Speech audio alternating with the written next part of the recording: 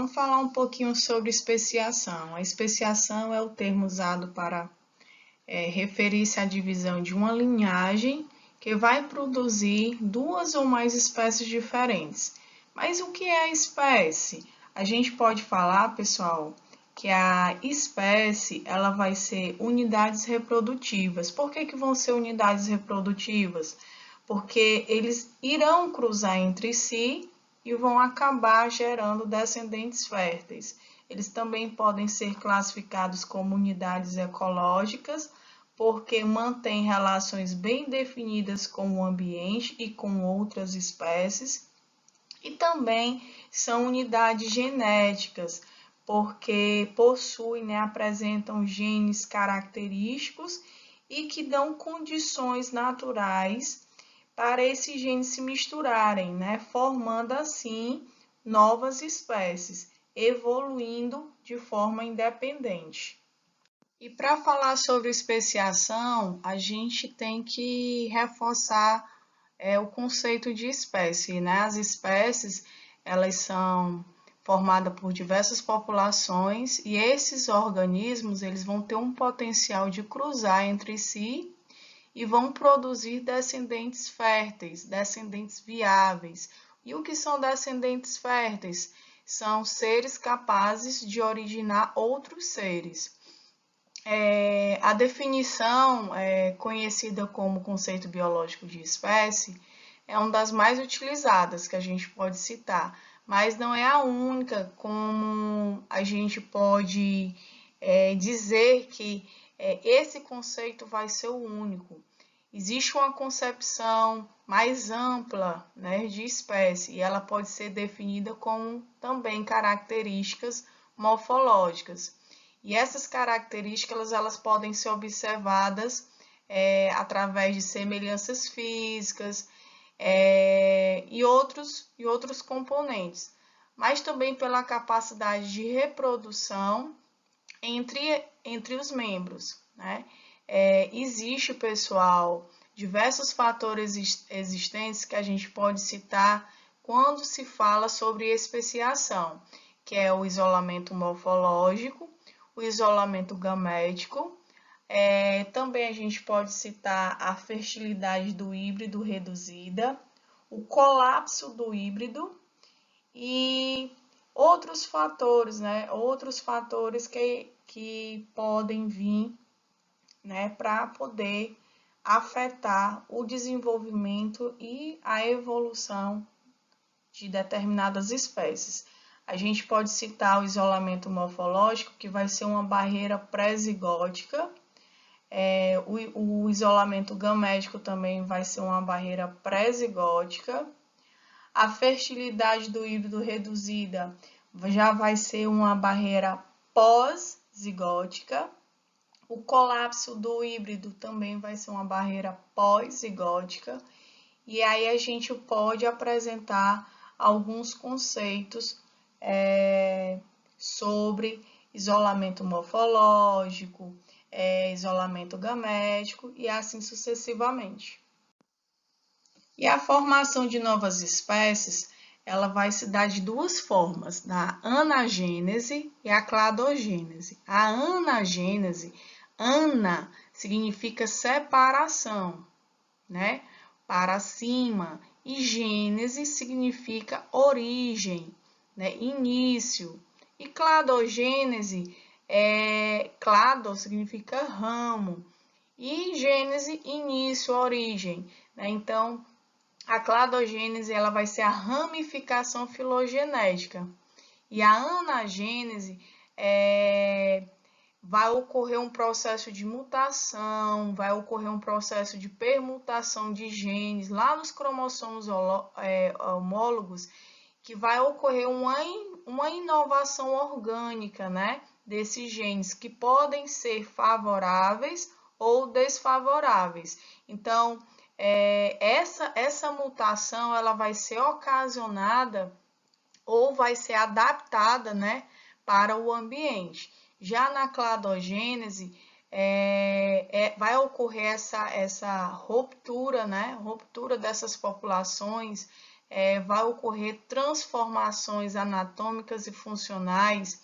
Então, essas espécies elas vão acabar se separando, né? Os grupos irão se separar, as populações irão se separar e vão acabar estabelecendo diferenças capazes de originar clados não compatíveis, né? Clados, então, os ramos não compatíveis, ramificações filogenéticas não compatíveis.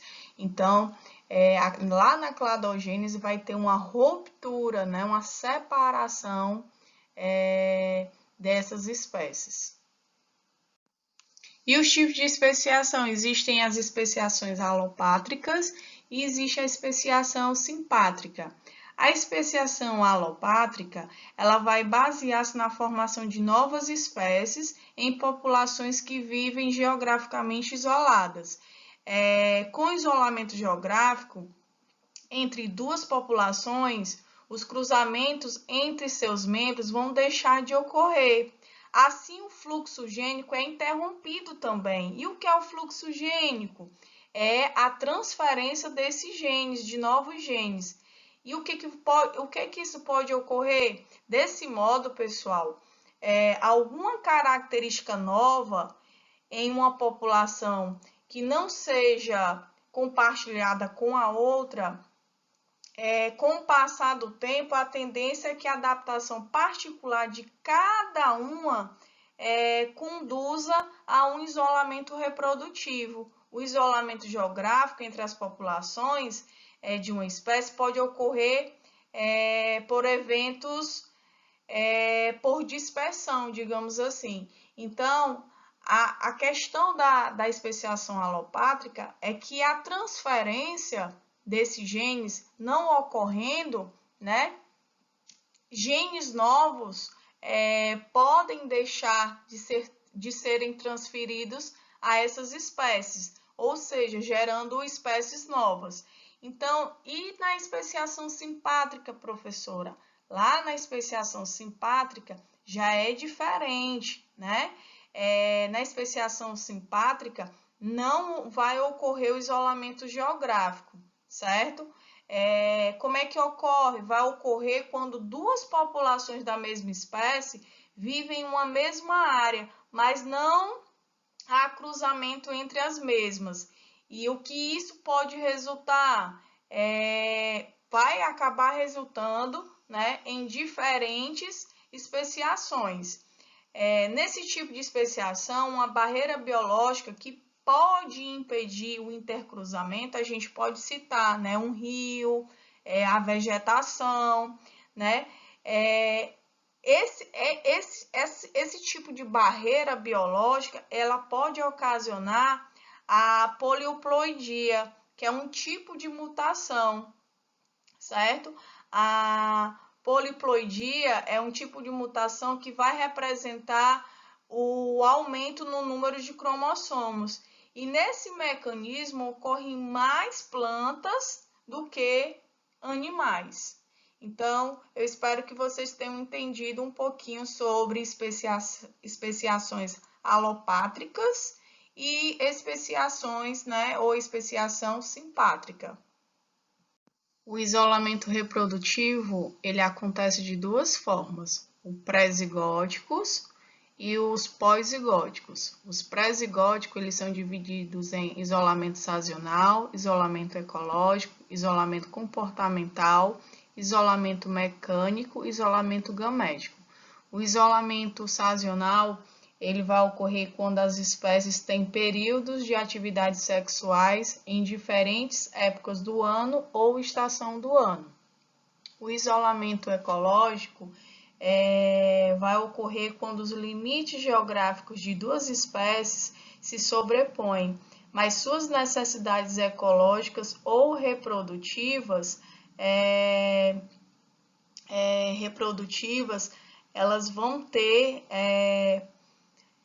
elas vão acabar se diferenciando o suficiente para ocasionar o isolamento reprodutivo. Já o isolamento comportamental ocorre quando as espécies apresentam complexos ritos de acasalamento, cantos, danças, chamam a atenção, como vocês conseguem visualizar aí na imagem, né? A gente pode citar até o pavão, chamam a atenção, tentam atrair a fêmea de alguma forma. Então, eles começam a ter comportamentos bem diferenciados. O isolamento mecânico ele vai ocorrer quando diferenças morfológicas evitam o acasalamento ou a polinização. Os órgãos sexuais eles acabam não sendo compatíveis. O isolamento gamético ocorre quando os óvulos e os espermatozoides são quimicamente ou geneticamente incompatíveis e não se unem para formar o zigoto. Então, são alguns exemplos de isolamento reprodutivo para zigóticos. O isolamento reprodutivo pós-zigótico, ele vai ser classificado na inviabilidade do híbrido, esterilidade do híbrido e deterioração da F2, nesse caso a família da geração F2. Então, aí o que a gente pode falar sobre a inviabilidade do híbrido? As duas gerações, pessoal, elas conseguem se acasalar, elas formam um zigoto, mas o embrião, infelizmente, ele vai morrer logo após algumas divisões celulares. Na esterilidade do híbrido, como o nome já diz, né, esses indivíduos, eles nascerão estéreis, né? Então, o híbrido, ele é viável, ele desenvolve e geralmente ele vai ser até mais forte, né? Aparentemente, eles vão apresentar um porte físico maior do que o dos seus pais, mas infelizmente ele não vai ter a capacidade de se reproduzir, ele não vai ter a capacidade de gerar descendentes. A deterioração da F2, em algumas ocasiões, a primeira geração de híbridos vai ser normal, vai ser fértil, mas as suas crias, nesse caso aí, a F2, né, a família 2, a geração 2, vão ser totalmente inviáveis, né? As crias elas vão ser estéreis, né, vão ser debilitadas e pelo fato delas serem estéreis, não vai ocorrer a recombinação gênica e vai acabar sendo incompatível durante a formação dos gametas para que se ocorra uma nova geração. Bem, pessoal, espero que vocês tenham gostado da aula. Hoje a gente trabalhou especiação, conceitos de espécie, processo evolutivo. Espero que vocês tenham gostado da aula. O meu muito obrigada e até a próxima.